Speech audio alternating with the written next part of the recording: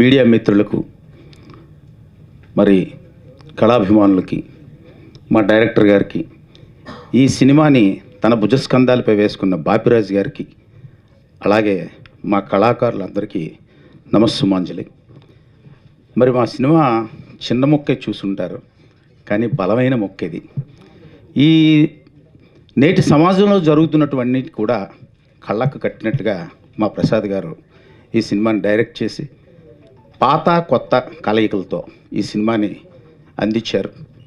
మీ అందరికీ తెలిసే ఉంటుంది, ఈ మధ్యకాలంలో చిన్న సినిమాలే సత్తా చూపుకుంటున్నాయి, రీసెంట్గా రిలీజ్ అయిన సినిమాలు. అయితే మా డైరెక్టర్ ప్రసాద్ గారు ఇంతకుముందు బంగారు పాదం అని ఒక అద్భుతమైన చిత్రం తీశారు. అది మీ అందరూ చూసే ఉంటారు. మంచి అవార్డు లెవెల్లో ఉన్నటువంటి సినిమా. త్రుటిలో అది తప్పింది, కానీ ఒక మంచి సినిమా. ఇప్పుడు ఈ సినిమా కూడా చాలా చక్కటి చిత్రం. సమాజంలో జరుగుతున్నటువన్నీ కూడా కళ్ళకు కట్టినట్టుగా చూపించారు. ఒక సామెత ఉందండి, మన భార్య పిల్లల్ని ఆడవాళ్ళు ఎవరో చూడకూడదు, పక్కోళ్ళ పిల్లలు మాత్రం చూడొచ్చండి మనం. అలాంటి సంఘటనలు ఈ సినిమాలో ఎన్నో కనిపిస్తాయి మీకు. అలాగే 60 ఏళ్ళు దాటిన వాడు వృద్ధుడితో సమానం అంటారు. కాదండి, వాడి మనసులో కోరికలు ఉంటాయి, అన్నిటినీ కూడా ఆదరిస్తూ ఉంటాడు. అలా ఓ నలుగురు మిత్రుల మధ్య జరిగినటువంటి ఈ సినిమా. ఇలా అన్ని యాంగిల్స్లో కూడా ఈ సినిమాని చక్కగా రూపొందించారు. కాకపోతే ఇందులో కాస్టింగ్ లేదు అని ఒక ఫీలింగ్ ఉంది. కానీ నా పేరు బుగత సత్యనారాయణ. నేను Rangasthalam, Mahanati, Sir, Dasara, Game Changer ఇట్లా ఒక 60 సినిమాలు, ఓ 15 సీరియల్స్ చేశాను. కానీ ప్రసాద్ గారు చాలా మంచి వ్యక్తి. ఎటువంటి ఆర్టిస్ట్ అయినా రాగానే ఆయన ఒక అనాలిసిస్ చేసి ఈ క్యారెక్టర్ బాగుంటారు అని ఫిక్స్ చేశారు. అలాగే మా అమ్మాయి, ఇప్పుడు ఈ సినిమాలో చేసిన అమ్మాయి, నిజంగా క్యారెక్టర్ చేయడం ఛాలెంజ్ అండి. అంటే కొత్తలో వచ్చేటప్పటికి ముద్ర పడిపోతుంది అనే భయం ఉంటుంది ఆడపిల్లలకి, కానీ ధైర్యంగా నా టాలెంట్ ఏమిటో చూపిస్తాను అని ముందుకు వచ్చింది. అలాగే కుర్రాళ్ళందరూ కూడా హీరోలుగా మంచి మంచి క్యారెక్టర్స్ చేశారు. అందరికీ కూడా ఇది సక్సెస్ అవ్వాలని కోరుకుంటున్నాను. అలాగే ఈ సినిమా తీసి ఎలా రిలీజ్ చేయాలా, ఏమిటా, ఈ చిన్న సినిమాను ఆదరిస్తారా లేదా అని మన టెన్షన్లో ఉన్న ప్రసాద్ గారికి, బాపిరాజు గారు మీకు సుపరిచితులే. నేను సునీల్ కుమార్ రెడ్డి గారి సినిమాలు ఒక 16 చేస్తే అందులో నేను 9 చేశానండి. ఒక రొమాంటిక్ క్రైమ్ కథ, గంగపుత్రులు, ఇట్లా చాలా. ఆయనకి సునీల్ కుమార్ రెడ్డి గారికి చాలా ఆప్తమిత్రులు. ఆల్మోస్ట్ సునీల్ గారు అన్ని సినిమాలు కూడా బాపిరాజు గారే కంకణం కట్టుకున్నారు. దీన్ని కూడా మేము వెళ్ళగానే చిన్న సినిమా అని దీన్ని ఆదరించి ఈరోజు మాకు రూపకల్పన చేయించారు. సభాముఖంగా ఒక్కసారి అందరూ ఆయనకి శుభాకాంక్షలు తెలపాలి, చప్పట్ల ద్వారా చెప్పాలని చెప్పి నేను కోరుకుంటున్నాను. ఎందుకంటే బంగారు పళ్ళైన కూడా గోడ చేర్పు ఉండాలండి, లేకపోతే బంగారం బంగారంగానే ఉంటుంది. దాన్ని ఈరోజు మాకు గోడ చేర్పు ఇచ్చారు బాపిరాజు గారు. మరి మీరు కూడా మీడియా మిత్రులు, కెమెరా మిత్రులు, అన్నిటికంటే మౌత్ మిత్రులు ఉండాలండి ఇక్కడ.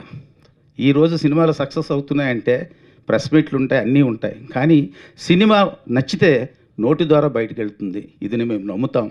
ఒక సమాజంలో జరిగినటువంటి ఒక మంచి విషయాన్ని ధైర్యంగా, ఏ సర్టిఫికేట్ అన్న విషయం వదిలేయండి, కానీ ఏలోనో ఎన్నో ఉన్నాయి, దాన్ని ధైర్యంగా మా ప్రసాద్ గారు, మేము కొన్ని విషయాల్లో మేము చర్చించుకున్నప్పుడు కూడా నేను ఇలాగే తీస్తాను సినిమా, నేను ఇలాగే ప్రజలకు చూపిస్తాను అని ఏమైనా ఎడ్యుకేట్ చేసేసి అవార్డులు తీసుకోవటానికి కాదండి. ఆయన ఒక దృక్పథంతో ఒక మంచి విషయాన్ని ప్రజలకు చెప్పాలి అనే ఉద్దేశంతోనే ఈ సినిమా తీశారు. తప్పకుండా ఈ సినిమా సక్సెస్ అవ్వాలి. దయచేసి నా రిక్వెస్ట్ ఏంటంటే, చిన్న సినిమాలను ఆదరించండి.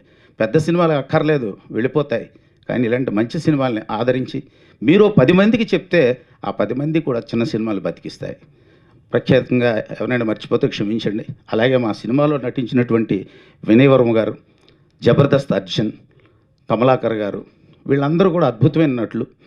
మరి నేను అందులో ఒక క్యారెక్టర్ చేశాను. మీకు ఇందాకే చెప్పాను, మన భార్య మన పిల్లల్ని, ఆడపిల్లల్ని ఎవడ చూడకూడదు, మనం మాత్రం పక్కాడ పిల్లల్ని చూడొచ్చు అనే సామెతతో ఆ క్యారెక్టర్ అందులో ఉంటుంది. వీడేమిటంటే ఒక ఆమెను ఉంచుకుంటాడు, కానీ భార్య మీద అనుమానం. మేడ మీద ఉన్న 4 కుర్రాళ్ళు ఈ అమ్మాయితో మాట్లాడుతుంటే వ్యధవనుమానం అంటుంది ఈ క్యారెక్టర్కి. ఆ క్యారెక్టర్ చేశాను. నాతో దర్శకులు ప్రసాద్ గారు చేయించుకున్నారు. చెప్పాలంటే మేము ఆర్టిస్టులు, మేము మట్టి ముద్దలం అండి, ఎలా కావాలంటే వాళ్ళకి ఇవ్వటమే. కాబట్టి మరొకసారి మీ అందరికీ నేను విన్నవించుకుంటున్నాను, ఈ సినిమాని తప్పకుండా 10 మందికి చెప్పి ఆదరించి చిన్న సినిమాలు బ్రతికించండి. Thank you very much. కొంచెం టెన్షన్గా ఉంది, ఏమైనా మిస్టేక్స్ మాట్లాడితే క్షమించండి. మొదటిగా వేదిక మీద ఉన్న ప్రసాద్ సార్ గారికి నాకు ఈ అవకాశం ఇచ్చినందుకు అండ్ నన్ను షూట్లో భరించిన ప్లస్ నాకు సపోర్ట్ చేసిన మా టీం మెంబర్స్ అందరికీ నా హృదయపూర్వక కృతజ్ఞతలు. అండ్ మీడియా మిత్రులందరికీ చాలా థ్యాంక్స్ మాకు సపోర్ట్ చేస్తున్నందుకు. అండ్ నేను సార్ కొంచెం టైం తీసుకోవచ్చా? నా గురించి చెప్పాలంటే మళ్ళీ ఇలాంటి అవకాశం ఎప్పుడు వస్తుందో చెప్పలేను. ఎందుకంటే ఇప్పట్లో హీరోయిన్స్ అంటే స్లిమ్గా తెల్లగా అది కొన్ని రిక్వైర్మెంట్స్ ఉంటాయి, కాస్టింగ్ కూడా అలాగే వస్తాయి. కానీ ఈ సినిమాలో ఏవి చూడలేదు. నాకు నా ఫ్రెండ్ నాయక్ అలియాజ్ ఉజ్వల్ అని ఒక అబ్బాయి చెప్పాడనమాట, చాలా హీరోయిన్ రోల్ అంటున్నావు కదా నేను ఎందుకు అన్న టైంలో, లేదు ఒక డైరెక్టర్ తనకి యాక్టింగ్ కావాలంట, స్ట్రక్చరు తెలుపు ఇదేం అవసరం లేదని ఒక్కసారి ట్రై చేయన్నారు. అప్పుడు వెళ్ళాను ప్రసాద్ సార్ దగ్గరికి, వెళ్ళి కనపడ్డాను, స్టోరీ చెప్పారు. చాలా భయం వేసింది ఫస్ట్, ఎందుకంటే విలేజ్ బ్యాక్డ్రాప్ నుంచి వచ్చిన వాళ్ళు ఎలాగుంటారో మీ అందరికీ చెప్పనవసరం లేదు ప్రత్యేకంగా. ఇది మా బాబాయ్ చూస్తే ఏమంటారో, పెదనాన్న చూస్తే ఏమంటారో అని ఫస్ట్ భయపడి వెళ్ళిపోయాను. తర్వాత డిసైడ్ అయిపోయాను, ఇక్కడికి ఎందుకు వచ్చాను, నేను నటించడానికి వచ్చా. చాలా ఆడిషన్స్కి వెళ్ళాను కదా, నల్లగున్నవని పంపించేశారు కదా, ఇక్కడ ఒక ఆఫర్ ఉంది, అందులో నీ సత్తా మాత్రమే చూపించుకోవాలని ఒక ఛాలెంజ్ ఉంది, ఎందుకు వదులుకోవాలి అని నేను మళ్ళీ ప్రసాద్ సార్ దగ్గరికి వెళ్ళాను. నేను చేస్తాను సార్ ఈ రోల్, మీకు ఎంత కావాలంటే అంత యాక్టింగ్ తీసుకోండి అని చెప్పాను. బేసిక్గా ఇంకా షూట్కి కన్ఫర్మ్ చేశారు. కానీ సార్ చెప్పారు, నువ్వు ఒక్కదానివే కదమ్మా, ఇంకా 2-3 ఉన్నారు, నువ్వు సరిగ్గా చేయకపోతే వాళ్ళు చేసుకుంటారు అని. నాకు చిన్నప్పటి నుంచి ఎవరైనా ఏదైనా లాక్కుంటారంటే భయం ఎక్కువ. సో అది ఎవరికి పోనివ్వను, నేనే చేస్తాను అని చెప్పేసి రిహార్సల్స్ వీటన్నిటిలో కూడా నేను ఎక్కడ తగ్గలేదు. అని సార్కి ఎలా కావాలంటే అలాగా ఇచ్చాను అనుకుంటున్నాను. తర్వాత వెళ్ళిపోయిన తర్వాత అక్కడికి చూస్తే ఎవరు లేరు, నేను ఒక్కదాన్నే ఉన్నాను. సో ఇది నాకున్న ప్లాట్ఫామ్, నేను ఇందులో హీరోయిన్ని, ఇది నా సినిమా అని తీసుకున్నాను. చాలా ఇందులో కొన్ని ఇంత దూరం, అఫ్కోర్స్ ఇది రిలీజ్ అయ్యాక నా పరిస్థితి కొంచెం ఇదిగా ఉన్నా పర్లేదు, ఎందుకంటే నాకు ఇష్టపడి చేశాను, నా ఛాలెంజ్గా చేశాను, నేను నటించాను, అది అర్థమైన వాళ్ళకి అర్థమవుతుంది బేసిక్గా. సో ఈ సినిమాలో కొంచెం ఇలా చేసినప్పటికీ నేను ఫుల్ సాటిస్ఫైడ్. నాకు వచ్చిన అవకాశాన్ని నేను ఉపయోగించుకున్నాను. ఇంకా సినిమా విషయానికి వస్తే ఇది 16 to 60 అందరినీ ఆకట్టుకోవడానికి సిద్ధంగా ఉన్న సినిమా. 18 ఓకే సారీ 16 కాదు, 18 to 60 అది ప్రాస బాగుందని వాడాను సార్. 18 to 60 అందరూ అంటే ఏ సర్టిఫికేట్ అనేది పక్కన పెడితే, ఏ సర్టిఫికేట్ కదా మనం చిన్నపిల్లల్ని తీసుకుపోకూడదు అనడానికి ఏం లేదు, కానీ కొన్ని ఉంటాయి. సో అందుకే మా సార్ 18 to 60 అన్నారు. ప్రాస కూడా బాగుంది సార్, 18 to 80. వీళ్ళందరూ ఏంటంటే అబ్బాయిలు అనేది, ఇందాక టీజర్ చూసేటప్పుడు కూడా నేను చాలామందిని గమనించాను, కొన్ని సీన్స్ రాగానే బాబోయ్ మామూలుగా లేదు, ఆ మిగతా సీన్స్కి ఏమో కామ్గా ఉన్నారు. అంటే మీకు కావాల్సింది అదే, అఫ్కోర్స్ అందుకే ఇప్పుడు అలాగే వస్తున్నాయి. సో 18 to 80 ఎవరికైనా కనెక్ట్ అయ్యే సినిమా. అండ్ 40+ వాళ్ళకైతే ఫుల్ కనెక్ట్ అవుతుంది. సో చిన్న సినిమా, మీరు చాలా సినిమాలకు వెళ్ళినప్పుడు కొంతమంది ప్రిపేర్ అయ్యి వెళ్ళరు, ఏ సినిమా ఉంటే దానికి వెళ్దాంలే అంటారు. అక్కడ మా సినిమా ఉంటే మాత్రం తప్పకుండా వెళ్ళండి, చిన్న సినిమాల్ని ఆదరించి హిట్ చేస్తారని కోరుకుంటున్నాను. Thank you so much. Doctor Prasad గారికి, మా డిఓపి శంకర్ గారికి అండ్ నా కో ఆర్టిస్టులకి అందరికీ నమస్కారం.